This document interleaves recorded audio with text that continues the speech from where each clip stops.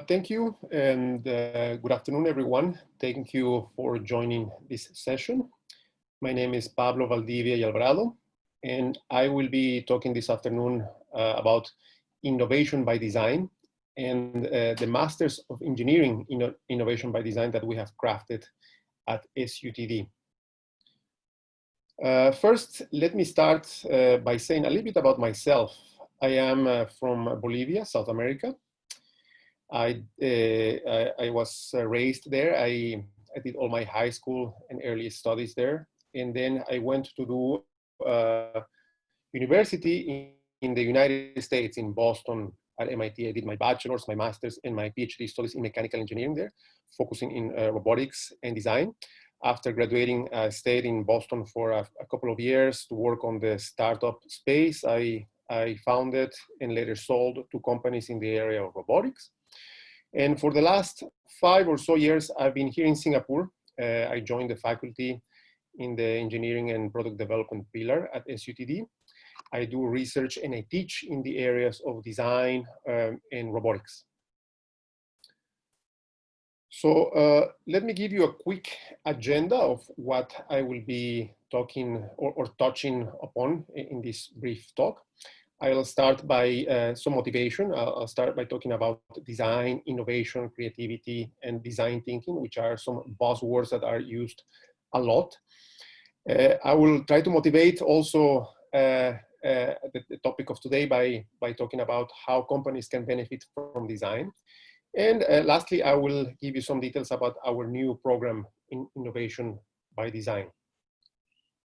So let's start by talking about these buzzwords, right? Design, innovation, creativity, and design thinking. So what is design? Design is a word that everybody uses, but the definition can be a little bit elusive, right? And there are many definitions, actually. One that we particularly like is this one, right? The conception and planning of the artificial. Right? It's a good definition. And it's broad enough that encompasses all of the possible meanings and applications of design. In general, design can be applied to 4 broad areas, right? You can use it for symbolic and visual communications, for material objects, activities or organized services, and complex systems and environments. So there are no specific techniques for applications in this subject matter, but rather it's more of a overall general methodology. And it's an area that is heavily influenced by the human experience. What is innovation? Well, at least for us, innovation is at the crossroads of these 3 areas: desirability, feasibility, and viability.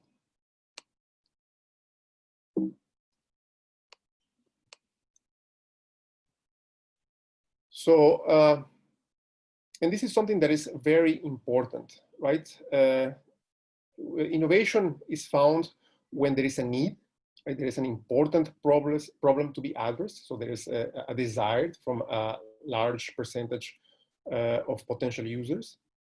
There is a potential payout or impact, for example, business-wise, and the right technology comes along to realize your idea. When you have a confluence of those 3 areas, that's where you usually find innovation. What is creativity?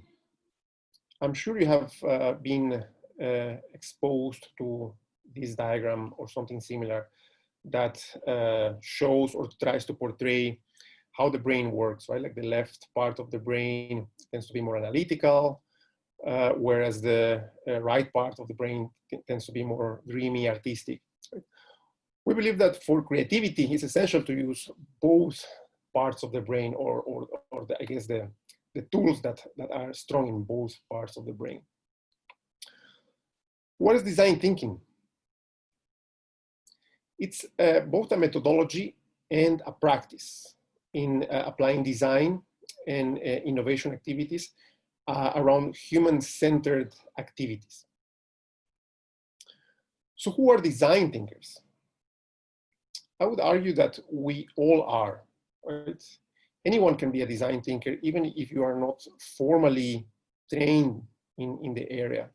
as long as you take or use the right methodologies. So let's talk about how companies can benefit from design. What is the need in this area?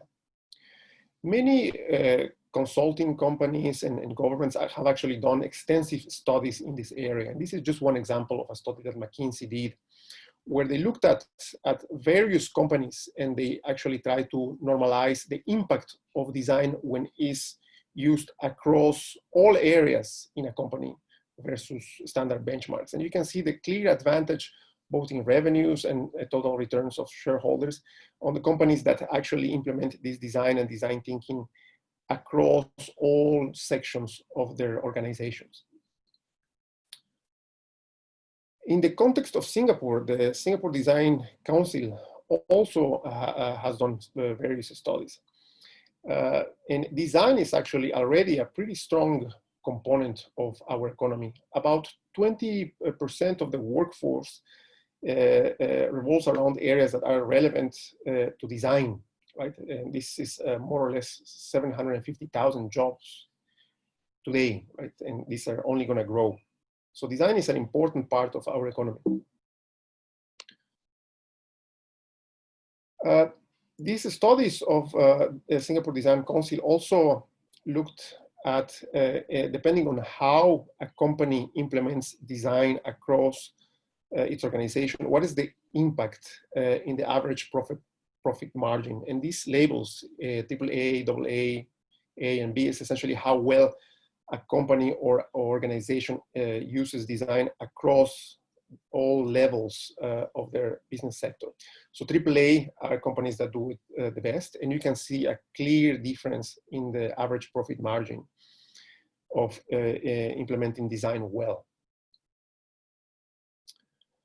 As part of this study, the Singapore Design Council has also devised a 2025 master plan that looks at 5 steps to strengthen design in Singapore. The first one is to infuse design into our national skill set. The second one is expanding the role of design in business and government. Third one is strengthen the competitiveness of design firms, followed by bringing design into the community. And finally, developing a Singapore brand of design, something that is very Singapore, quote unquote. So let's talk now, after motivating, right, design in the context of the need for organizations.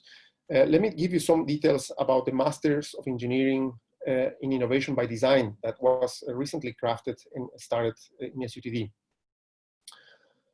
This is a program that is actually meant to equip our graduates to the tools required to implement innovation. Right? Remember the 3 areas that I mentioned: desirability, viability, feasibility. There are specific methodologies that one can learn and implement in business, in design, to make sure one looks at important problems, analyzes business viability, and also has the know-how to implement cutting-edge technologies to bring about innovation. Right? So we truly believe that our graduates will be very well equipped to implement ideas in this sector. I'm showing here the 5 fundamental areas in our Masters of Innovation by Design. The first one is deep research. Our students do actual research in research groups with faculty that serve as their mentors. They also participate in 3 accelerators and design experiences. They enjoy of the unique and innovative design pedagogy that has been developed at SUTD. They also work within larger research centers within the SUTD space. And finally, they also undergo leadership development. The opportunities for research while the students are doing their masters at SUTD are very broad. Right? So this is a sampler of all the research centers where they can actually do research. iTrust, for example, is cybersecurity. There's also the International Design Center at SUTD, the SUTD Digital Manufacturing and Design Center, which I'm part of, Temasek laboratories that works more in the area of security, Lee Kuan Yew Center for Innovative Cities, and finally the Game Lab. So we have a broad range of areas where students can do their research. A little bit more about the actual logistics of the program. We have a first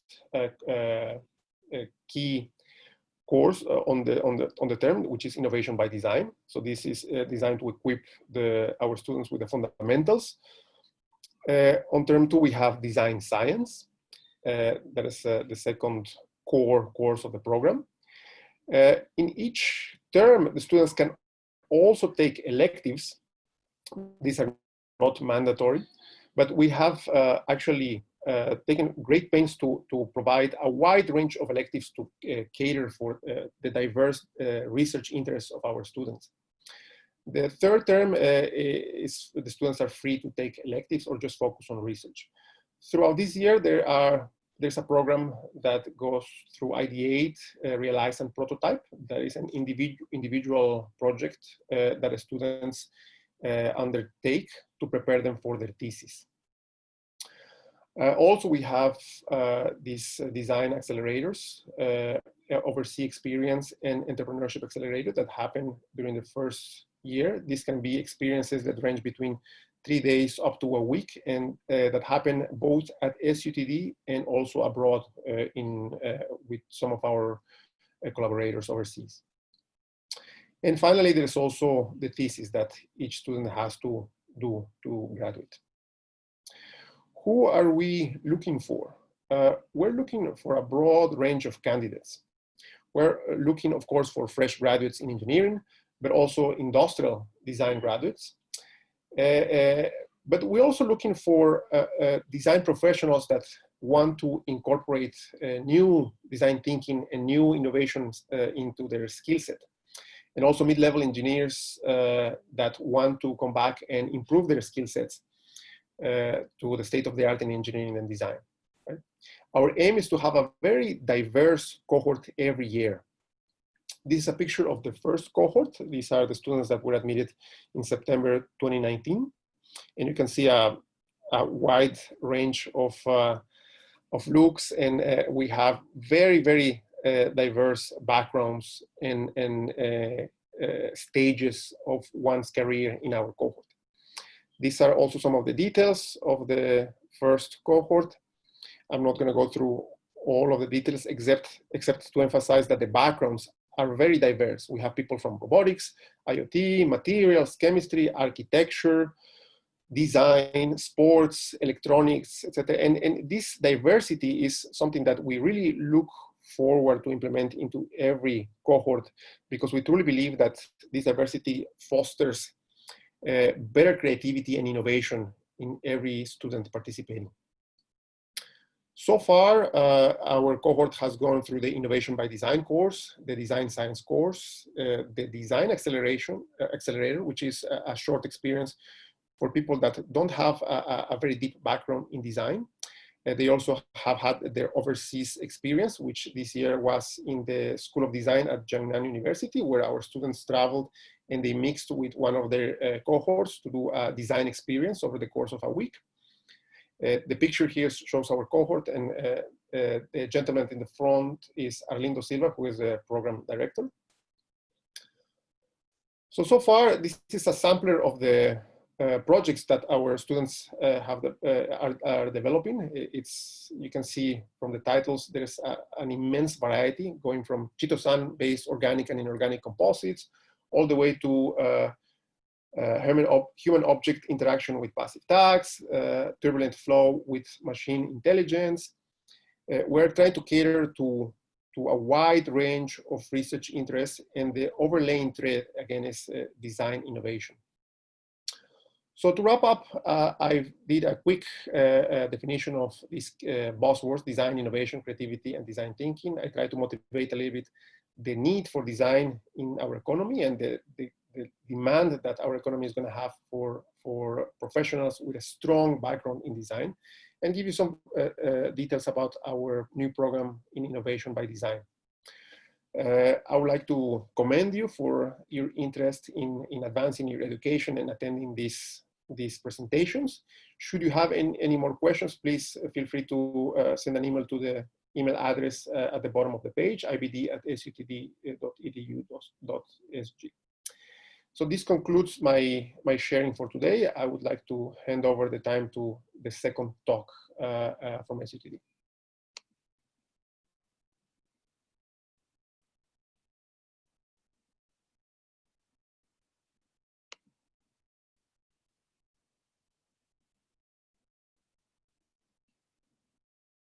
So do we have our second speaker already set up, or should I answer some questions? We'll take a short moment for Mr. Jaddoo to prepare his presentation. Yes, I'm almost done. Maybe Pablo, you can go ahead and answer the questions. Okay, let me check Q&A. So we have a question. Is there any PhD program offered in SUTD for computer science and information systems? Yes. The PhD program caters to all of the areas in our pillars, right? We have engineering, we have systems, we have information systems and design. So yes, computer sciences and information systems are covered. If I'm looking to speak to someone privately on the postgraduate programs offered by SUTD, can I just go straight to live URL chat? Today, I don't believe we are set up for that. I think your best bet is to email to the email address I had on the last slide, ibd@sutd.edu.sg, and then they can connect you with either the faculty or the directors of the different programs in the graduate programs. And the last question is, may I ask, what is the dropout rate for students not doing well during the course? Will there be any form of academic skill help lessons? So far, I'm glad to say that nobody has dropped out from our first year cohort. I believe each student is paired with a mentor, right? And they work within their groups. So there's actually a lot of support in the area of research and academics as the students advance in their studies. What is the schedule or what the schedule will be for students for both years, timing and frequency of lessons? Well, the schedule, I believe we have classes twice a week. So the number of hours that you need to take every week for classes is not that large as in most graduate programs, right? I think the bulk of the time that you need to aim to schedule is for research. If students do not really have or know the specific interest, will there be help or some sort of research topics available to choose from? Yes, in general, for graduate courses, I think this of course depends on the advisor, but in general, for example, in my personal experience, I try not to give a homework, quote unquote, to my students, right? I try to help them to find something they like, of course, that has to fit my research program, right? And the main reason I do that is because when somebody works in an area that they like, it's not work anymore, right? You're enjoying what you're doing. So it's a little bit like playing. If instead you're working on somebody else's idea, it's more like a chore, right? Like a homework. So I think most faculty at SUTD are like that. They try to help their students find something that they like, that they are inspired, that fits within, of course, the research program of each faculty, and that will help the students excel in whatever they decide to do research on. I think that's all of the, well, there's one more question. Do you offer any part-time? Yes, there are. I believe if you are a Singaporean citizen or PR, you can do the program of innovation by design part-time.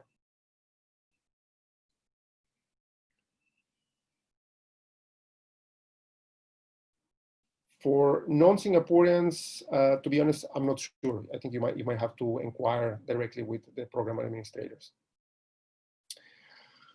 Okay, I believe these are all of the questions. So I'll hand over the time to the next speaker.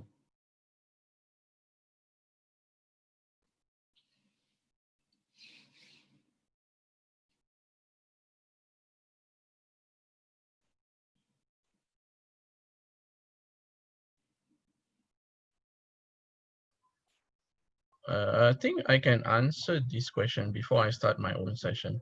So do you offer any part-time postgraduate diploma course that can be completed in less than 18 months? There is something that we call the modular masters. And correct me if I'm wrong, Pablo, I think MIbD, there is a trend to modularize it as well in the future, right? So there's a plan for that. Are you aware of it? Yes, the master's is being modularized, and it'll also some courses are going to be offered through SUTD Academy. Yep. And the idea is that yeah, you can take some of those courses and take and get the master's through that route, or maybe you want to take a couple of courses, and then if you want to decide do the master full time, those courses that you take in the SUTD Academy, of course, will be credited, so it will take you less time to do the masters. But at the moment, I believe those are only available to Singapore citizens and PRs. I believe the question was for non-Singaporeans, so that's why I deferred the complete answer to the admin folks at the graduate office. Yep. So later in my slides, at the end of my slides, I have the email of the graduate office, so you can also email them and ask them for the information. Okay. So, Samantha, am I able to start now? Yes, of course. Please go ahead. Okay, thank you. Okay, so introducing myself, I'm Yeaz Jaddoo. I'm the program director for MSSD. MSSD is one of our flagship master's program in SUTD, just like MIbD. So we are a bit slightly older than we are slightly older than MIbD. We started in 2017, and MIbD started last year. Okay. So that was a bit about myself. Okay, so as you know, MSSD is focused on cybersecurity. And why cybersecurity? As you can see, while you're reading any news nowadays, while you're listening to any media nowadays, you're always hearing about cyber attacks, right? So as of now, in 2020, we have an estimated 20 billion devices connected to the internet. And that is only going to increase, right? So in 10 years' time, it will be 50 billion devices. And that means that there will be more and more attacks. And that's why this course has been created to help the industry to nurture more and more cybersecurity talent, which will be in need, especially in Singapore. Okay, so just here you can see the latest breaches. So I just took this from this website, which is webhost.io. If you have your QR scanner, you can just scan this link. It will bring you to webhost.io, and this is the list of the latest breaches in August, right? We are now in September, and normally what happens, the list gets added more and more, and the list will be growing. But as you can see, the trend is the attacks will never stop. It will always grow. So I will just show you briefly the website that I have mentioned, webhost.io. So this is the website, and this is the screenshot that I took. But if you look at July, so all the attacks in July were discovered somewhere in August, and they were added. So how it happens is people will scour the dark web, people will scour the normal web, and we'll be looking for accounts information or any information about the company, and then add them on this website. So you can see July, for example, you can see how many attacks are happening. Okay. And the same thing in June. So with COVID, we have seen an increase in the number of attacks on companies, specifically data breaches. So what are data breaches? There are hackers out there who seek to steal your most important, your most valuable thing in your company, your data. It can be your password data, it can be your software data, it can be your employee data, it can be any form of data. But a lot of times, as you can see here, it's about accounts. Okay, so this list is as of now, and it will definitely grow as we move into September. If you visit this website regularly, you will see that, you know, this list will be as long as what we have seen in July and June. Okay, so the biggest hack for the past month has been Zeus, which is actually a dating site, and you can see that 23 million accounts has been hacked, right? So their whole database of all the accounts has been hacked. The information about what is accessible to the hackers is not visible here, so you will have to read a bit more about it in some other websites which describe the attack. Then you will be able to see whether it was actual passwords, whether it was hash passwords, whether it was just emails or just addresses, right? So you will be able to see more about in some other websites, okay? So the most important thing to note here is cyber attacks are going to escalate. They are going to get more and more sophisticated. So the defenses that we may have had in the past will no longer work, because attackers and adversaries, they are getting more and more sophisticated. They are using newer tools, they are developing newer tools, and they will always target, as you will see in a later sharing that I will do, normally they target a lot of the SMEs for Singapore. Okay, so this is about the latest breaches. I have another link here which is called the Cyber Exposure Index. So this link will take you to this website. Okay, so this is the list of companies in Singapore. You can see here the country in Singapore and their exposure index.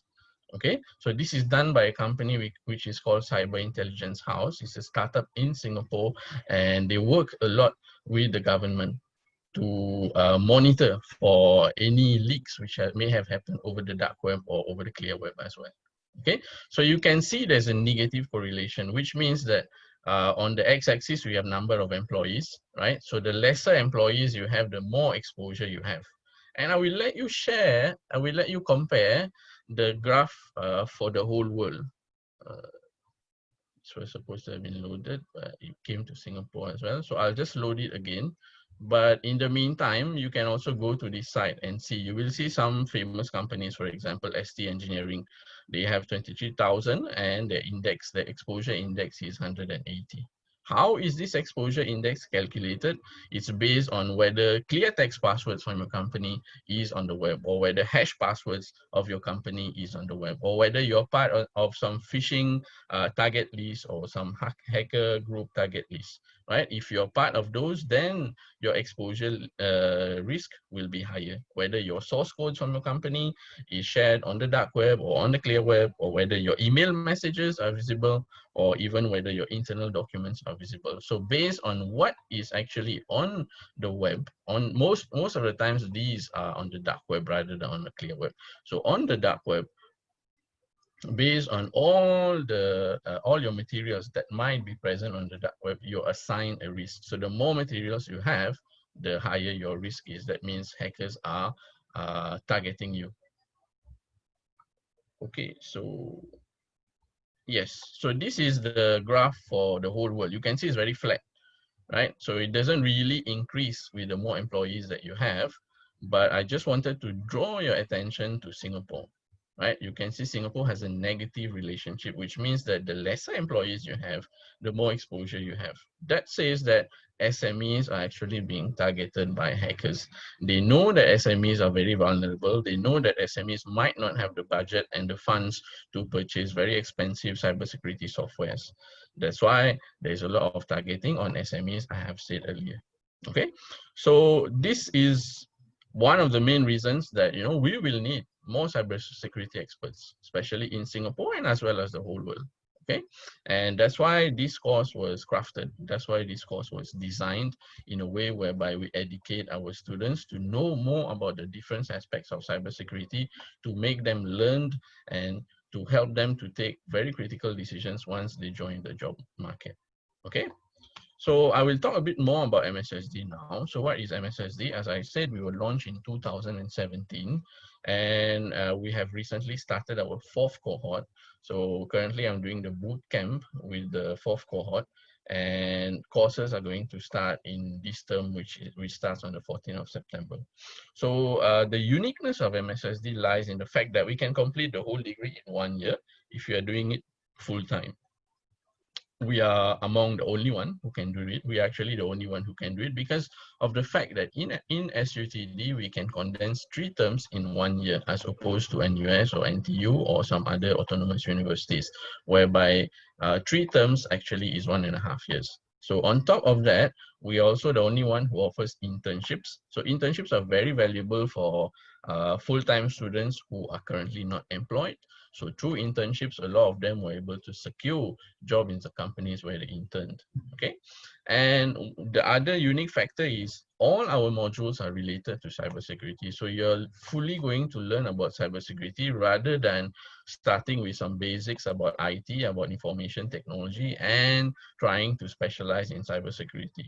From the beginning, from the time that we start, it's always about cybersecurity, and until the end, when you're doing something known as your thesis, it's still about cybersecurity.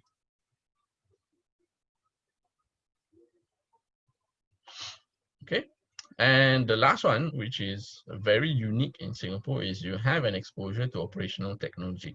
So in operational technology, it's very different from information technology, which is the world of computers, databases, mobile devices that you are used to. So operational technology is more about your critical infrastructures. So your water supply, your smart grids, your IoT devices, right? So that exposure is not there in any universities except for SUTD in our MSSD program, okay? And of course, we have the academic side of the program where you are studying a lot of modules, and you also have the hands-on and practical side of the program where you are doing labs, you have designs projects with hands-on exercises. For all students who get entrance into MSSD, you normally have a pre-course bootcamp. So currently I'm running the bootcamp. The bootcamp covers a lot of topics to get you ready for the MSSD program. So a lot of times we value diversity, just like Pablo said for MIbD. We also value diversity. We love to mix the crowd with different types of students, different number of experiences, fresh graduates, people with a lot of experience, different types of industries, people coming from IT, people coming from OT, people coming without even cybersecurity background, so that this mix actually translates into different students learning from each other and enhancing your knowledge thereby. Okay, so in our bootcamp, normally we have programming, we have mathematics, we teach you about the basics of cybersecurity, especially for those who doesn't have much background about cybersecurity, and we also teach you a bit of machine learning, which will help you in the course. Okay, so the bootcamp is more like leveling the playing field so that everyone is around the same stage when they start the course, and there's no shock when you start the course, like suddenly you see, oh, this is very academic, there's a lot of math, there's a lot of programming. So this is more to get you ready for the course. Okay. Some other unique features, like I told you, we have the exposure to OT, and in SUTD we have these very unique labs. So we have the secure water treatment lab, and together with the water distribution lab, as well as the smart grid lab. Right, so these two labs have been built to exactly replicate what PUB has, the Public Utilities Board. So the Public Utilities Board also uses our labs to do a lot of testing, especially for new products that they want to integrate into their architecture, into their into their network, right? So they test it here first before they actually implement it into their own network. Okay, so these are exact replicas. So we have the exact PLCs, the same brands of PLCs, the same brands of manufacturers and vendors that is being used by PUB. But the only thing is miniaturized, and it's very convenient for doing practical exercises, right? So you will, when you're doing the course, if you choose the elective for cyber physical systems, it's one of the electives, you will be having ready access to all these labs. Okay, on top of that, we also have the IoT lab, where we do a lot of research on IoT devices and specifically the security of it. Okay, so on top of having these access to these very unique labs in Singapore, you also have attachment opportunities. So we have had students who went to TU Delft in Holland to do their thesis, and we have also had students from Politecnico di Milano to come to SUTD to do your thesis as well. So the thesis is a very important component, and you can also do it in one of our overseas partners. Okay. Talking about the structure and the fees of MSSD, so we have 4 core modules, which is Foundation of Cybersecurity, Computer Networks, Secure Software Engineering, and System Security, right? And we also have 2 practical modules, which is Security Tools Lab 1 and 2. And you have to choose 2 electives out of the 3 that we offer. And finally, we have a thesis component. On the right here, if you look at part-time, you can actually finish in 1 year because, as I said, we condense 3 terms in 1 year. The first term is in September to December. You have around 4 to 5 weeks break here. Then you start around the end of January to April, and then you start again in May and you finish in August. So from September to August, you can actually finish the whole course. And normally the core modules for full-time students are during the first 2 terms, and the last term is left for your thesis. So if you want to do an internship in a company, you can do so. If you want to do an overseas attachment in one of our partners, you can do so. Or if you want to do a project with one of our own professors and supervisors, you can also do so. Okay, so the difference between full-time and part-time is just that for part-time, it takes 2 years, right? So you will be doing your core and elective, your core and your practical modules during the first year, right? And you will be doing your electives and your thesis over the second year. Okay, so for Singaporean below 14 years after the MOE subsidy, the MOE subsidy is around 14,000. For Singaporean above 40 years, we also have the SSG subsidy, which further reduces it to around 5,300. There is also something called the SSG award, which is around 5,000. So technically, if you're a Singaporean above 40 years, you apply for the SSG subsidy as well as the SSG award. You normally pay very, very low fees, so something around 300, or if I'm not wrong, around 500 for the whole course, which is worth 50,000, which is what international students pay. Okay, so scholarships wise, we have the IMDA scholarship. So all Singaporeans can apply for the IMDA scholarships. Every year we have 6 to 10 awardees from the IMDA scholarship who joins MSSD, right? We also have the SSG study award, the one which I mentioned here, the $5,000. And we have a scholarship for ladies under financial services consortium. Okay, so this is a bit about the structure and the fees. Application wise, so currently we're already closed for application for this academic year. And we are going to open again in November 2021 for entrance in September 2022. Okay. And what do you need to apply? You need a very strong mathematical background, right? You need good programming skills. So most of the time, if you know one of the languages, you should be okay. We use a lot of Python because Python is very convenient for cybersecurity. There's a lot of free libraries for you to use. If you know C, C++, or Java, you should be able to transition to Python very easily, right? So if you already know Python, that's an added benefit, right? So together with your mathematical background as well as your programming background, you need a bachelor's degree either in engineering or computer science. If you have a bachelor's degree in some other fields, you will need 2 years experience in ICT. So for example, let's say you have a bachelor degree in business, but you have been working for the IT department in a bank, right? And you have been working for more than 2 years, so you still qualify for that. So we not only admit students from IT background. So for example, we are dissimilar to other universities whereby if you don't have a bachelor degree in computer science or computer engineering or information technology, you won't be able to get in. So even if you have a degree from business or even if you have some other degrees, you will still be able to get in as long as you have 2 years ICT experience. Okay, and these are the things that you will need: your original degree, your transcript. This is very important. You will need references, and we value academic references more than supervisors, more than colleagues. Okay, so normally what people try to do, they have one academic reference followed by 2 supervisor reference or 1 supervisor and 1 colleague reference. Okay. On top of that, you will need to write your statement of interest. Why do you want to do the course? Why are you interested in cybersecurity? Why do you think MSSD is good for your career? Right? You need to attach your resume.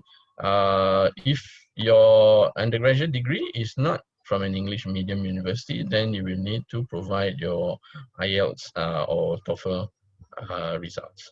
Okay, so this is a bit about application. And since we have already graduated 2 cohorts and we are in the process of graduating the 3rd cohort, this is a list of the people that have employed MSSD graduates. I mean, this is just a simple list. There are much more than that. There will be people like PSA, there'll be people like NUS, there'll be people like ADSE. The list is much longer, but this is just a summarized list of where our graduates are currently working. Okay. Yep, so I think I have reached the end of my presentation. So earlier I did mention that I will show you the email if you have any questions about graduate program. So if you have any question about graduate program, this second email here is very important. So gradoffice@sutd.edu.sg. Okay. My own email, if you want anything, you can always send it to mssd@sutd.edu.sg. And if you need any information about MSSD itself, this is the link and this is the QR code. And this number for now, since we are all working from home and we are not really in the office, so you might not receive much replies from it. So it's better if you send an email to mssd@sutd.edu.sg instead. Okay. So yeah, over to questions now. Thank you very much, Mr. Jaddoo. Before we go into the Q&A, which we noticed that there is currently 4 questions, so do key in your questions. I'll be releasing a poll at this time, so we would like to invite everyone now to participate in the poll. This will last for about a minute, and then I'll pass over the time back to Professor as well as Mr. Jaddoo to answer your questions.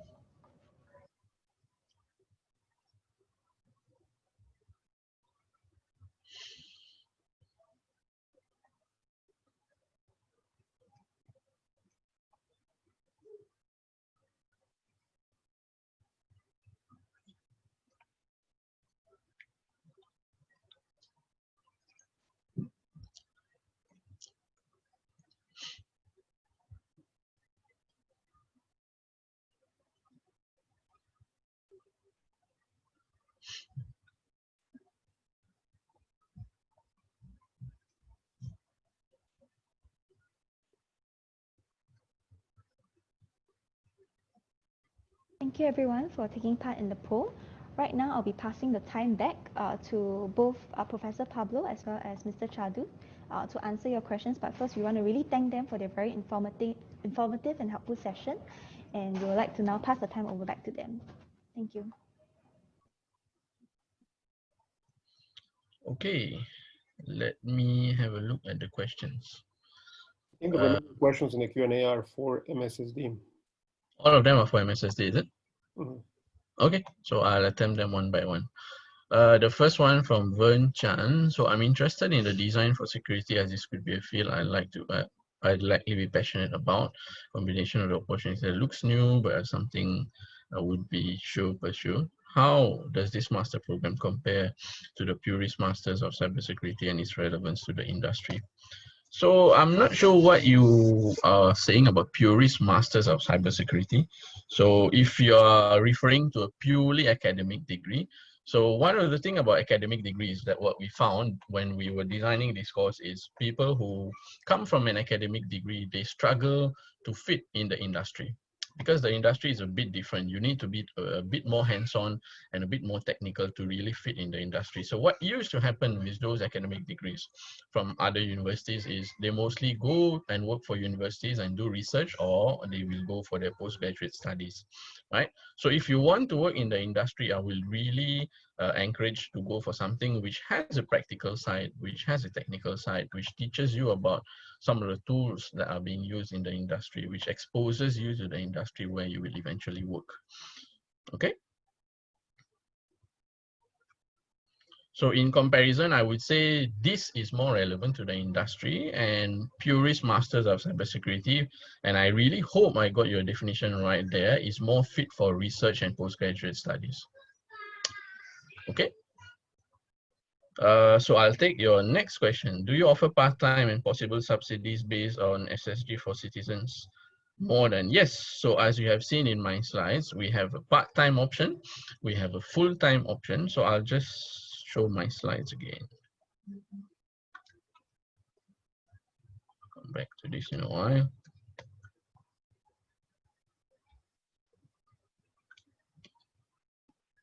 Yep, so as you can see, we have a full-time and we have a part-time. And if you are above 40 years, it's around 5,300. And if you apply for the SUTD award, which is relatively easy to get. So you can technically get a master's in cybersecurity for almost free, right? The difference between full-time and part-time is in your installment. So for the full-time, you need to clear your payment within 1 year. For example, you have 2 installments. So you have 1 installment in the first term and you have another installment in the second term. But if you're a part-time student, it's over 4 installments. So you have an installment in your first term, another installment in your second term in your first year, followed by an installment in your first term and another installment in your second term for the second year. So 4 installments for part-time and 2 installments for full-time.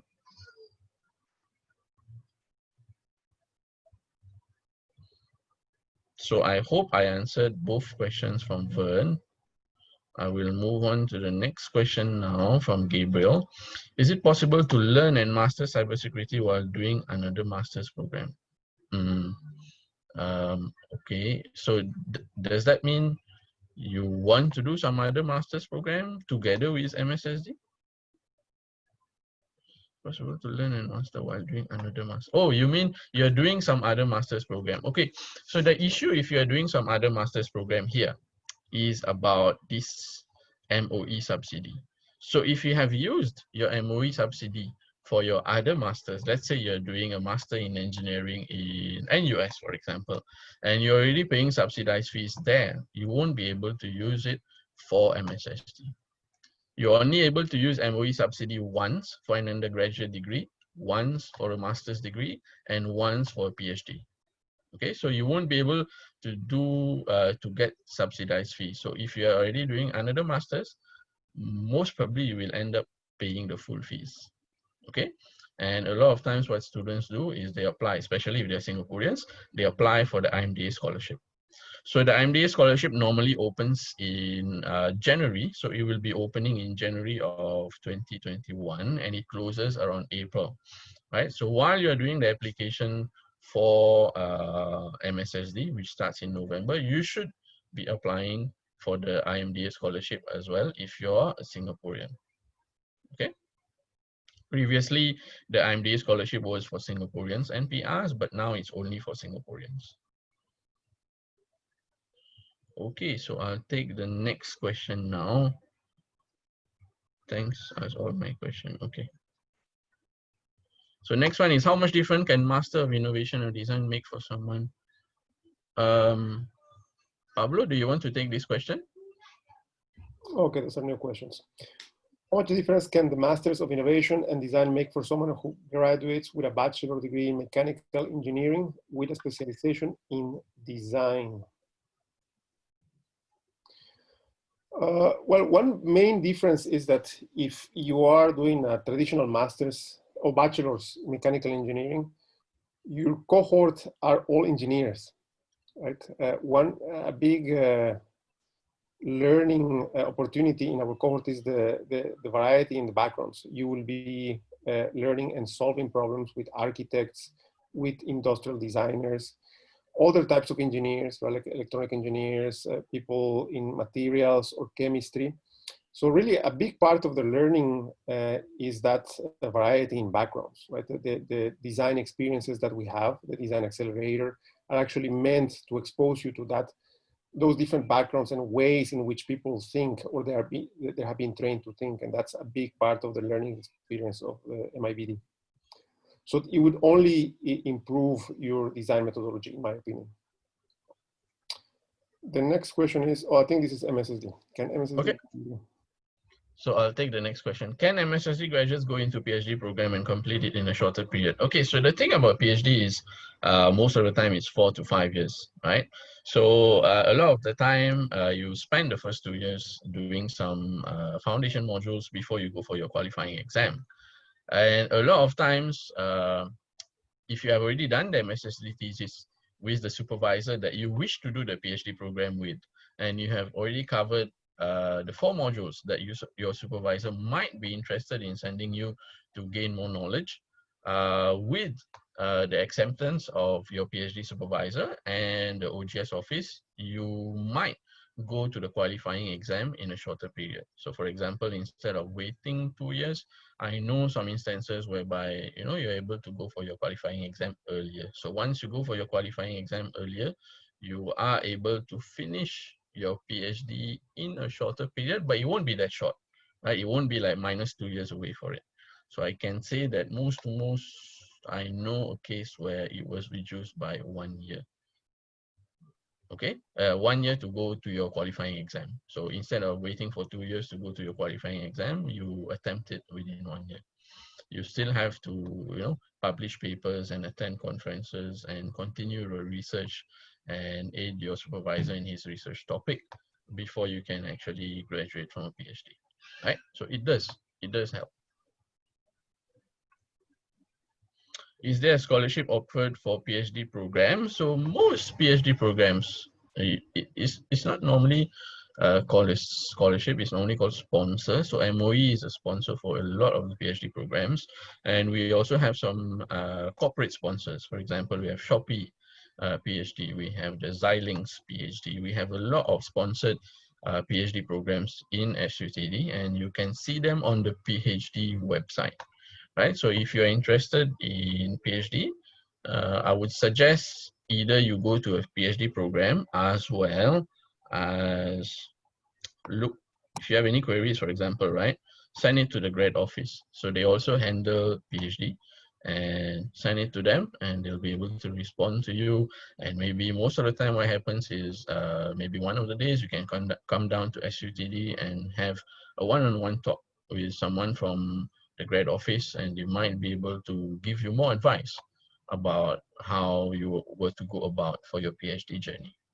Okay. So PhD programs are most of the time sponsored, except if you're doing a part-time PhD. So if you're doing a part-time PhD, normally you'll be paying it yourself. A lot of times what I know is I have one student from MSSD who is graduating and he's moving into a PhD, but he's currently working for the government, and he's doing a part-time PhD and he's paying a fee for it. So most of the time, if you're doing a full-time PhD, it's fully sponsored. If you're doing a part-time PhD, then you will have to pay for it, but I won't say the fee is that high. Okay, but you will get more information directly from the grad office rather than from myself. I'm just trying to help to answer the question. Okay, so is there any scholarship for PhD? The last one is, what are the takes of pursuing cybersecurity versus data analytics for all essential skills? Yep, so we do teach you about data analytics. We have one of the practical class about data, two of the practical class about data analytics. We do touch a bit in cloud computing, but we don't really go too deep into it. But I'll give you an example. For like now, we all know the world is going through the COVID phase, and a lot of people are losing jobs. Sadly, a lot of people are losing their jobs. But the thing about cybersecurity, what I have noticed is a lot of my graduates from MSSD are actually moving for better jobs during these very turbulent times, right? So for example, people are moving from the government to the private sector. People are moving from SMEs to MNCs, even during these tough times. So I would say that cybersecurity is quite a good field to go in, given that you are able to still move jobs even during tough times like COVID. Okay, I'm not very sure about, you know, whether you go for data analytics. I'm not very sure about the data analytics industry, but I do know about some of my students from cybersecurity who managed to go through the interview for data analytics and managed to secure the job for data analytics. For example, we have someone who is working for data analytics in SIA, for example, using her degree in MSSD. So in MSSD, we do really teach you about a lot of things, and one of them is data analytics, and you can use that to apply for data analytics job as well. Okay. Did I answer all the questions? I think I did, right? Samantha, I think I covered everything. Is there any other questions that perhaps Prof, you would like to answer as well? think while Jaddoo was answering the MSSD question, I was answering through the Q&A to all of the MIbD questions. So I believe we have covered all of them. Right, that's great. All right, then in that case, we want to thank everyone. I think there is one question from Gabriel on the chat. Okay, let me take that. As in cybersecurity is just a small part of the company. Okay, for an example, I'm upgrading myself with another. Is it possible to? Okay, I think I answered this question.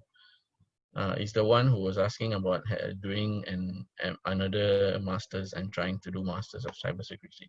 So it's possible, but if you are looking for subsidy, it might be a bit difficult. So I would really suggest that you really look into whether you're able to use your subsidy. But for most cases that I know, you are not able to do 2 subsidized masters, so you won't get the subsidy for another master's program, and that might help you in your decision. Overall, it's good to do, but most probably it won't be subsidized. Okay, over to you, Samantha.